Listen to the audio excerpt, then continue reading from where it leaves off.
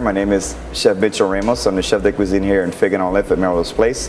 And today I have here a wonderful dish, which is a signature dish for us as well. It's the fig and gorgonzola tart. As you see, the ingredients that we're going to be showcasing today are rather simple and something that you can find at home.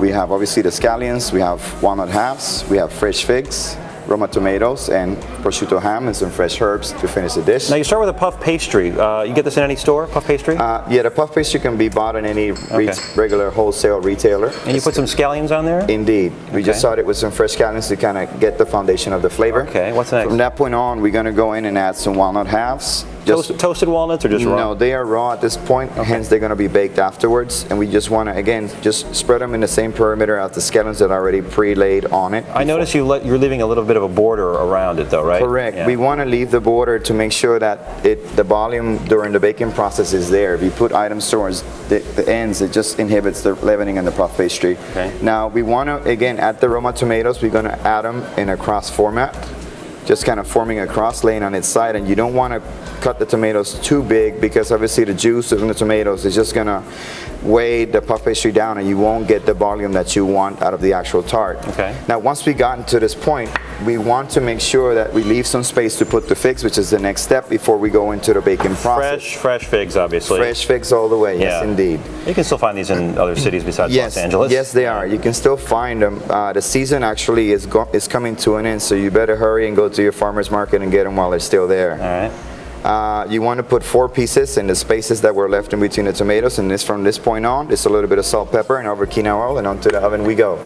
Again, this is the arvequina olive oil coming out of Portugal. Again, it's sweet, light, and has a lot of buttery mouthfeel, and this is exactly what we use to drizzle on top of our ingredients. And again, when you go in olive oil and you're going to drizzle, you feel free to add as much of it, but you don't want to go a lot because again it will fall in the same factor as it did with the actual juices from the tomato. It'll weigh down the puff pastry and it'll inhibit the leavening process. And we're just going to finish with some fresh sea salt, ground it on top, and some fresh ground black pepper. And then you're going to par bake this, you said? We're going to, in this case, we're going to bake it all the way. Okay. So I'm going to go ahead and add some dolce gorgonzola crematificado, which is a creamier version of the regular gorgonzola cheese. It's more creamier.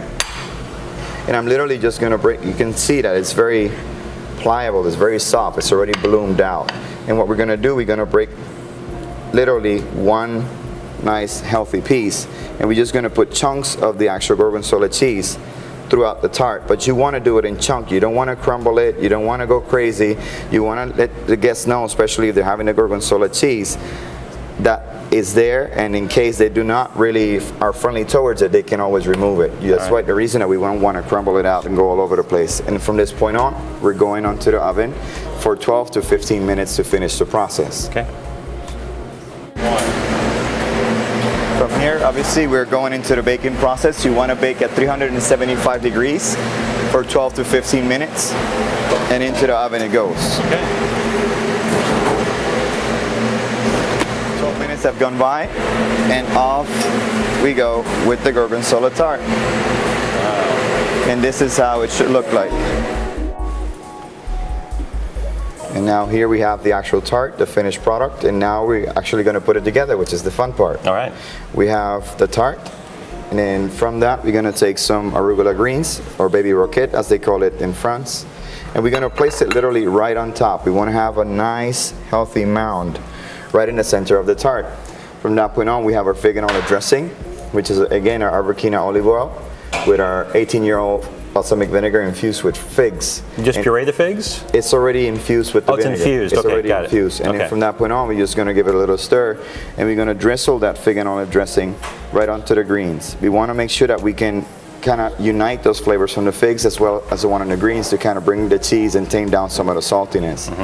After that, we're going to take our prosciutto ham, and literally we're going to take it and we're going to encase or wrap our greens around with the prosciutto ham. Do you care if it's Parma or San Daniele, or does it matter what prosciutto? It does not matter, of course. It becomes a matter of taste. Some people prefer the aged prosciutto ham because it has obviously a little bit of a higher salt content and kind of brings it all together. In this case, we're using San Daniele but we're using a 12-month-old rather than an 18, because I like still to have a little bit more texture and not be so aggressively salty, so that way it doesn't get in the way of other flavors. So this is like really a sweet, salty, tart, crispy. It's kind of the ultimate little appetizer. It's quite a treat.